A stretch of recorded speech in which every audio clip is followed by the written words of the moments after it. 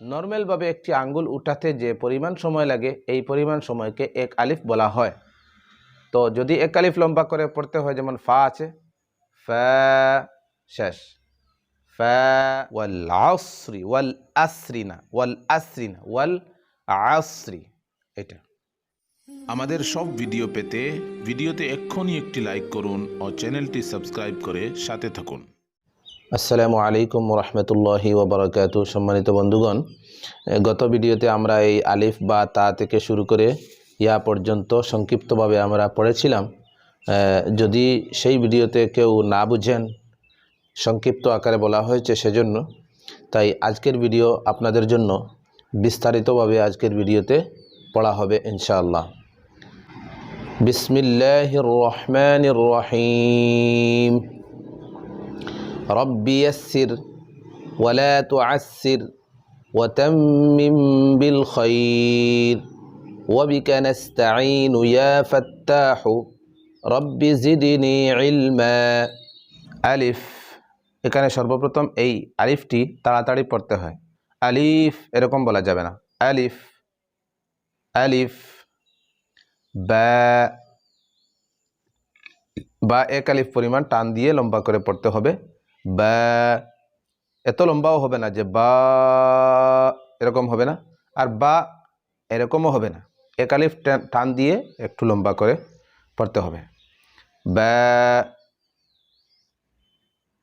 এই যে হরফের পাশে আপনারা আলিফ দেখতে পাচ্ছেন, যেমন এই ছোট্ট করে লেখা আছে বা আলিফ, তা আলিফ, সা আলিফ, খা আলিফ, হা আলিফ, এই সবগুলো আপনাদেরকে এক আলিফ পরিমাণ টান দিয়ে পড়তে হবে।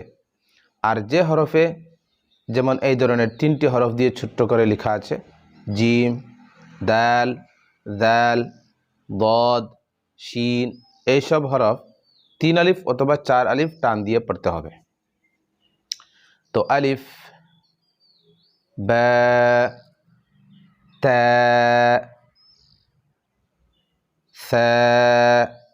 আচ্ছা, আপনারা ভিডিওর শেষ পর্যন্ত দেখবেন। আমরা ভিডিওর শেষে এই যে হরফগুলো আছে, এই হরফগুলোর মধ্যে কোন হরফ কোনটার সাথে মিলে যায়, উচ্চারণ প্রায় একই ধরনের বোঝা যায়, কিন্তু আমাদেরকে আলোক করতে হবে, ফরক করতে হবে, সেটা আমি ভিডিওর শেষ অংশে আমি বলে দেব ইনশাআল্লাহ।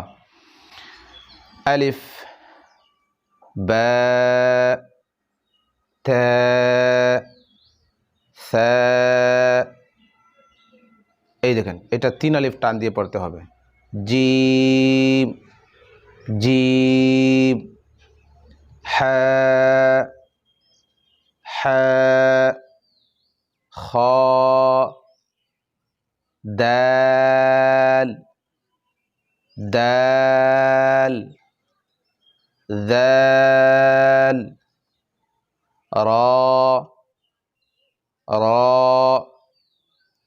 জা। একটু শক্ত করে এটা পড়বেন। জা, জা, সিন, সিন। সিন উচ্চারণের সময় এই সিটির মতো একটি আওয়াজ বাহির হতে হবে, সিন। আর এটা হচ্ছে শিন, শিন। صاد، صاد، ضاد، ضاد، طاء، طاء، ظاء، ظاء، আইন। এটাকে আইন এরকম না, আইন, আইন। গইন, গইন। ফা, ফা, কফ, তিন আলিফ, কফ। আচ্ছা, এখন একটি কথা বলতে পারেন, ভাবতে পারেন যে এক আলিফের পরিমাণ কি, দুই আলিফের পরিমাণ কি, সেটা বুঝতে হলে এই দেখেন আমার আঙ্গুলের দিকে, এই যে নর্মালভাবে একটি আঙ্গুল উঠাতে যে সময়টুকু লাগে নর্মালভাবে, এত তাড়াতাড়িও না আর এত আস্তে আস্তে আস্তে আস্তেও না, নর্মালভাবে একটি আঙ্গুল উঠাতে যে পরিমাণ সময় লাগে এই পরিমাণ সময়কে এক আলিফ বলা হয়। তো যদি এক আলিফ লম্বা করে পড়তে হয়, যেমন ফা আছে, ফা শেষ, ফা 3 আলিফ পরিমাণ টান দিলে কফ, এরকম। কাফ, কাফ, লাম, লাম, মিম, মিম, নুন, নুন, ওয়াও, ওয়াও, হা, হা, হামজা, হামজা, ইয়া, ইয়া, ইয়া, ইয়া, এটাও ইয়া, এটাও ইয়া। সাধারণভাবে এই ইয়াটি, এই যে ইয়ার যে সুরত সকল আসে, এই ইয়াটি উর্দু ভাষায় ব্যবহার হয়। তবে উর্দু ভাষায় ব্যবহার হলে এটার উচ্চারণ হয় ইয়ে। যদি কোনো কোনো সময় আরবিতে ব্যবহার হয় তাহলে এটার উচ্চারণ ইয়ে হবে না, আরবিতে ইয়াই হবে, ইয়া। যাই হোক, এখন আমরা দেখব যে কোন 2টি 3টি হরফের উচ্চারণ একইভাবে, প্রায় একইভাবে বলতে বোঝা যায়, অথচ আমাদের এই হরফগুলোতে ফারাক করা, পৃথক করা একান্ত দরকার। সেটার মধ্যে সর্বপ্রথম হচ্ছে আলিফ আর আইন। আলিফ, আইন। এই আলিফের উপরে যখন হরকত আসবে, জবর জের পেশ হবে, তখন আ হবে। যেমন ওয়াল আসরি, ওয়াল আসরি, সেখানে ওয়াল, কেউ কেউ বলে ওয়াল আসরি, ওয়াল আসরি। এই আলিফ আর আইনের উচ্চারণ প্রায় মানুষ এক করে দেয়, অথচ এটা হবে আ, আ, গলার ভিতর থেকে, আর এটা একদম অগ্রভাগ গলার সামনা থেকে, আ, হামজা, পরিষ্কারভাবে এটা আদায় হবে। হামজা, আ, আলম, আলম, আলম তারা। আর এটা ওয়াল আসরি, ওয়াল আসরি না, ওয়াল আসরি না, ওয়াল আসরি, এটা। এখন তা এবং ত, তা এবং ত, এই দুইটার মধ্যে অনেক মিল রয়েছে, তবে উচ্চারণের বেশ কম হলো, উচ্চারণের ফারাক হলো তা একটু পাতলা করে আদায় হবে আর ত একটু মোটা করে আদায় করতে হবে।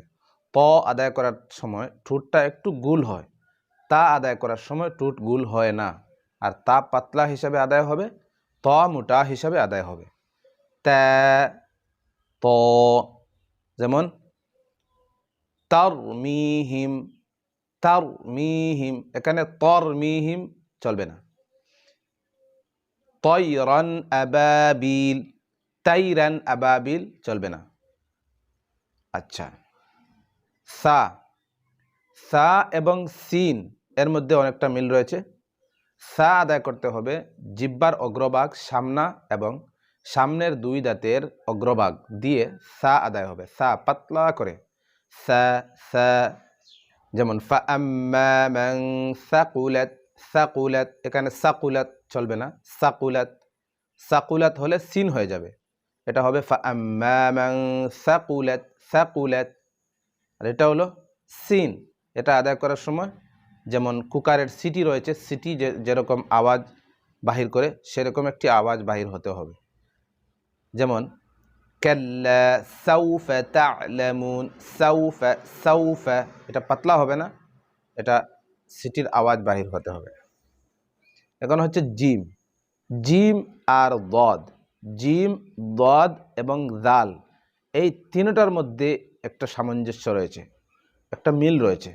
যেমন জিম, জিম আদায় হবে জিহ্বার মধ্যভাগ দিয়ে, জিহ্বার যে মাঝের অংশটুকু রয়েছে সেই অংশটুকু উপরের তালুর মধ্যে লাগবে, তো জিম আদায় হবে। এটা পাতলা করে যেরকম সা আদায় করতে হয়, সা জিব্বার অগ্রভাগ এবং সামনের দাঁতের অগ্রভাগ দিয়ে সা আদায় হয়, তদ্রূপ জাল আদায় হয়। সা, জাল, জাল। আর দদ, দদ তর মতো, দদও মোটা করে আদায় হবে। জিম, জা, দদ, দ, জাল, জা।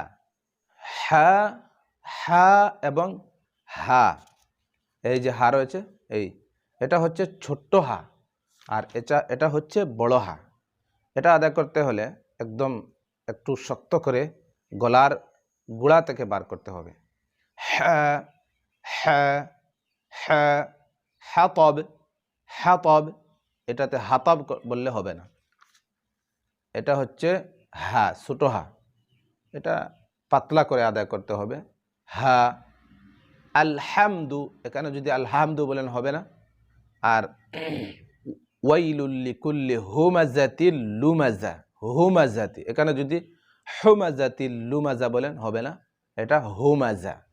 এরপরে আমরা দেখব যেমন যেমন রয়েছে সিন, এটা তো বলে দিয়েছি, সিন এবং সার মধ্যে একটা মিল রয়েছে। আচ্ছা, সদ এবং সিনের মধ্যেও একটা মিল রয়েছে। সদ এবং সিন, সদের উচ্চারণ করার সময় মুখটি একটু গুল, ঠোঁট একটু গুল করতে হয়। সিন আদায় করতে তা করতে হয় না। কফ, কাফ, অনেক মানুষ কফ আদায় করতে পারে না, আপনারা বেশি করে মস্ক করবেন। কফ, কফ, কফ, জিব্বার একদম ভিতর থেকে কফ, যখন অভ্যাস করবেন, মস্ক করবেন, তখন হয়ে যাবে।